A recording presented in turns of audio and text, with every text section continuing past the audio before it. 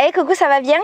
Alors, je reviens aujourd'hui pour te parler du sujet de la nourriture au Brésil. J'avais déjà fait des vidéos sur le sujet, quand je suis arrivée ici, ce que je pensais de la nourriture, tout ça. J'avais fait sur ma chaîne brésilienne et ma chaîne française. Mais là maintenant, ça fait à peu près 5 ans que je suis ici. Et du coup, j'ai un avis un petit peu différent, en tout cas mon avis a évolué. Donc je voulais faire un petit update. Pourquoi j'ai l'idée de faire cet update? C'est parce que je parle beaucoup avec les Français qui sont ici, du fait que j'ai une maison d'hôtes, de Français, de Françaises, et du fait que je travaille dans le tourisme et que j'ai des amis qui viennent chez moi, ou bien des copines qui viennent et qui s'installent pour un temps qui après repartent. Et donc on parle souvent de ce sujet-là, c'est un sujet important, d'autant plus pour nous les Français, pour lesquels le manger c'est quelque chose de très important. Et ce qui revient tout le temps, et j'ai eu la conversation notamment avec ma pote Camille, de la youtubeuse de la chaîne Queen Camille, et ma pote aussi Lucie de la chaîne Extra Lucie, qui disait qu'en fait c'était génial d'être ici, mais en tout cas pour le cas de Camille c'était très difficile au niveau de la nourriture. C'était un peu moins le cas de Lucie, mais pour Camille c'était très difficile au niveau de la nourriture parce qu'elle n'arrivait pas à s'y faire, et que même si elle adorait le Brésil et Rio, et ben ce truc là c'était un gros frein, et ça avait fait qu'elle n'avait pas pu rester autant qu'elle avait projeté de rester au début. Avec Lucie on avait cette conversation aussi parce qu'elle est végane, et elle avait un point de vue différent, et je vais en parler dans une autre vidéo sur le végétarisme et le véganisme ici. Mais voilà, nos conversations avec elle et avec d'autres expats nous ramènent toujours au fait que c'est compliqué en tant que Français d'être ici sur du long terme, parce que on a des habitudes alimentaires qui ne peuvent pas être reproduites, respectées ici, parce que les Brésiliens ne mangent absolument pas de la même manière que nous, parce que les Brésiliens ont des produits qui sont différents, et aussi parce que la qualité des produits est très différente de nous. Tu vois, je me suis rendu compte, donc en parlant avec tout le monde et même moi-même avec ma propre expérience, à quel point c'était important le manger au quotidien. Je n'en avais pas autant conscience. J'avais pas mal voyagé avant, et chaque fois je me faisais très bien au manger du pays dans lequel j'étais, même si c'était pas super bon, parce que c'était provisoire et parce que je suis pas une meuf très difficile. Et au bout d'un moment ici, j'ai commencé un petit peu quand même à souffrir, je pense, parce que nous les Français, nous sommes habitués à des produits d'excellente qualité, et je crois qu'on s'en rend compte que quand on n'y a plus accès. Et pour le moral, je me suis rendu compte que c'était important de manger bien, parce que de manger des trucs un peu bof tout le temps, bah, y a un moment où tu as une espèce d'insatisfaction latente qui fait que finalement tu te sens pas si bien. Et je me demande si les autres expats des autres pays pensent pareil. J'ai la sensation que oui, quand je regarde un petit peu les vidéos que font les autres expats, ou quand je parle avec des expats d'ailleurs dans le monde, à quel point c'est important et à quel point on a du mal à retrouver cette qualité de produits, de nourriture et ce plaisir qu'apporte la nourriture ailleurs qu'en France. Du coup, tu vois, moi ici, ce que j'ai commencé à faire, et j'ai mis très longtemps parce que je culpabilisais beaucoup à l'idée de faire ça, c'est de m'accorder quelques plaisirs. Je culpabilisais parce qu'en fait, je partais du principe que j'étais dans un pays qui n'était pas le mien, que je devais absolument m'adapter à la nourriture, et que fallait que j'arrête de faire des caprices, que le manger, finalement, ça restait que du manger pour nourrir, pour remplir le ventre, être en bonne santé, machin. Mais j'occultais beaucoup la partie plaisir. Et j'ai pris des petites habitudes là ces derniers temps. Par exemple, je me permets certains micro-plaisirs. Il n'y a pas très longtemps, durant la pandémie, je me permettais par exemple d'acheter du pain français ou d'acheter des pains au chocolat, des produits français à une boulangerie française, et c'était excessivement cher. Pour le coût de la vie du Brésil, c'était excessivement cher. Par exemple, une baguette, je crois que ça coûte à peu près 10 réals. Et 10 réals, alors converti en euros, c'est pas beaucoup, c'est à peu près 1,60 €, 80 €, mais par rapport au coût de la vie, c'est comme si j'achetais du pain 10 €. Je parle bien en coût de la vie. Et donc c'est excessivement cher, et j'achetais tous les jours mon petit pain au chocolat, et blablabla, et ça me faisait trop plaisir. J'ai réduit, je le fais de temps en temps maintenant, mais ce petit de temps en temps me rend particulièrement heureuse, et je crois que ça contribue à ce que ma santé mentale soit au top de sa forme.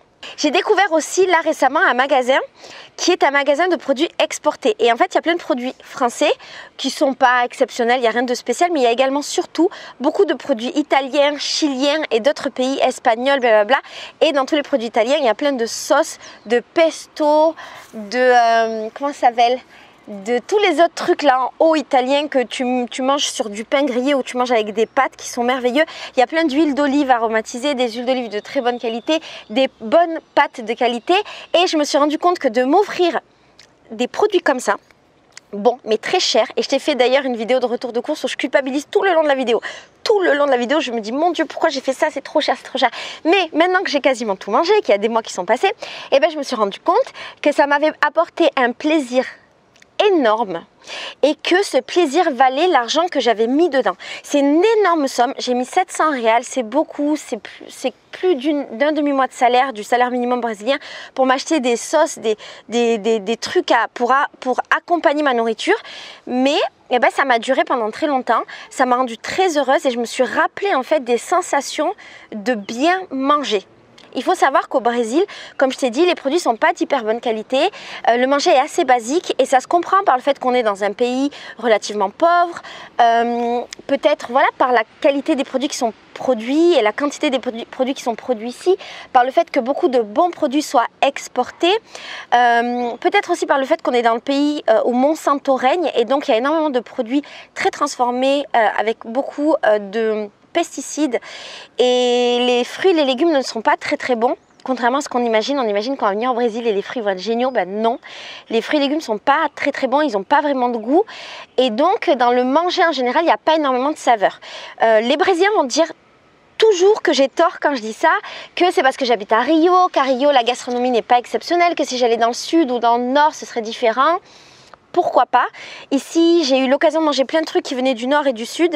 J'ai plein de meufs de ma maison qui ont voyagé dans le nord et du sud et qui disent que oui, globalement, le manger est meilleur là-bas, mais que quand même, ça reste pas à la hauteur du manger français.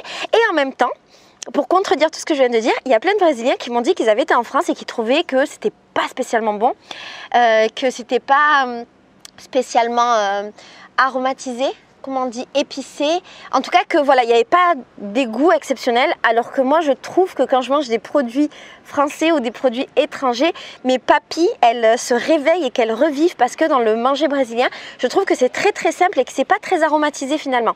Donc tu vois, c'est peut-être qu'une histoire finalement de goût, d'habitude alimentaire, de goût auquel ton palais a été habitué. Et donc tout ça pour dire que ça me fait du bien de manger de temps en temps des produits qui me rappellent ce à quoi effectivement mon palais a été habitué dans toute ma vie et je me sens un peu plus vivante dans mon ventre. Il y a un truc qui est un peu complexe ici, c'est que tout est ultra sucré ou ultra salé. Encore une fois, tu vois, c'est une question de palais. Les Brésiliens sont hyper habitués à ça. Du coup, quand ils mangent notre manger à nous, ils trouvent ça pas très bon. Et c'est très dur à supporter quand tu vis ici, que tout soit trop salé, trop sucré. Exemple, je peux pas trop manger les gâteaux, les choses comme ça, mis à part le fait que j'ai développé une intolérance au lactose ici, et à cause du lactose et des produits de mauvaise qualité brésiliens, j'en suis persuadée, ça a défoncé ma flore intestinale. Quand je mange un dessert brésilien, ça m'écœure extrêmement vite parce que c'est beaucoup trop sucré. Et quand je mange un plat brésilien, en tout cas quand je mangeais, parce que ça a changé, quand je mangeais des plats brésiliens, c'était très difficile aussi pour moi parce que j'étais très vite écœurée par le surplus de sel. Et alors, ce que je trouve un peu bien et pas bien, c'est que mon palais s'est habitué au bout de 5 ans au trop sucré, trop salé brésilien. Alors le trop sucré, pas vraiment. J'ai encore du mal. Mais le trop salé, oui. Et maintenant, je pense que je sale beaucoup mes plats et que j'ai toujours l'impression que les plats sont pas très salés quand je mange des trucs qui sont pas du manger commun brésilien.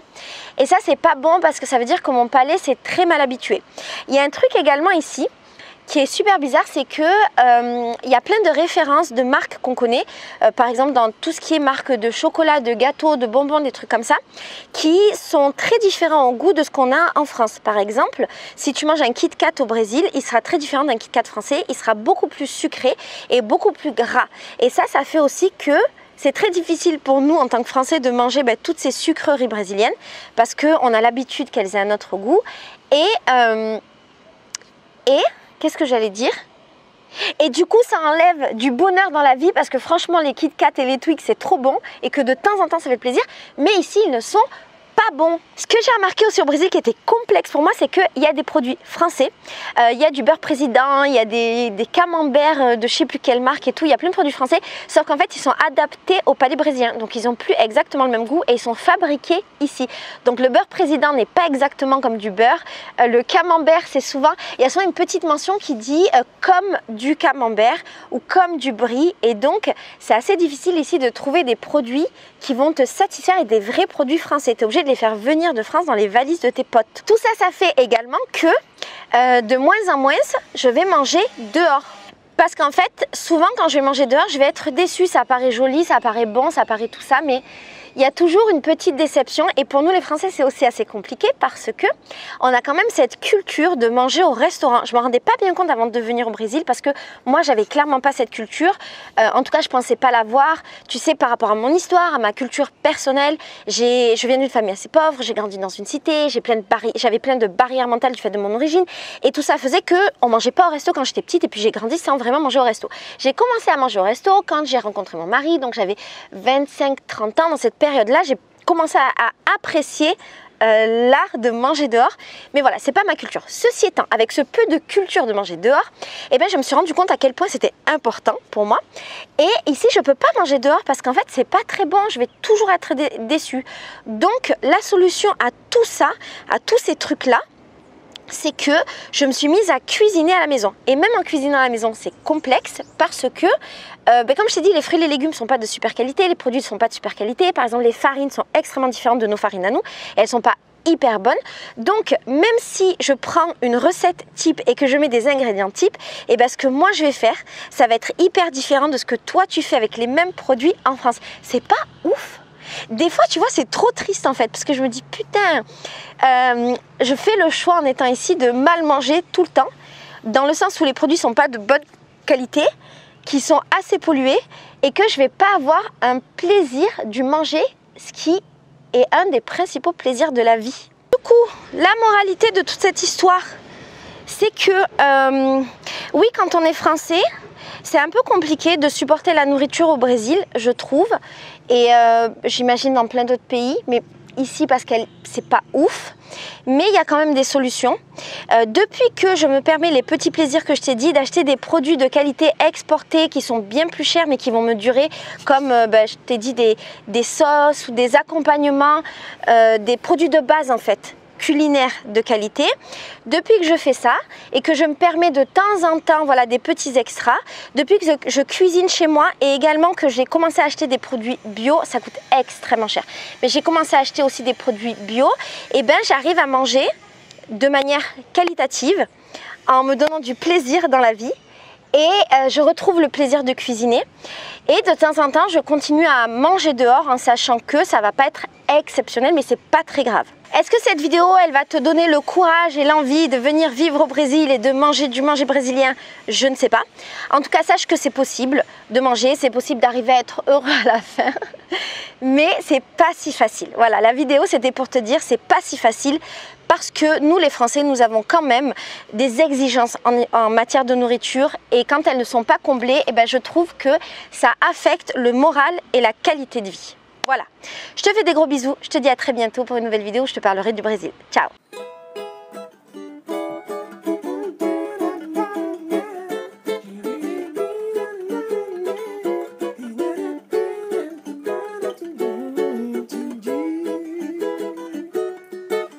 Disse a você que eu tinha um amor.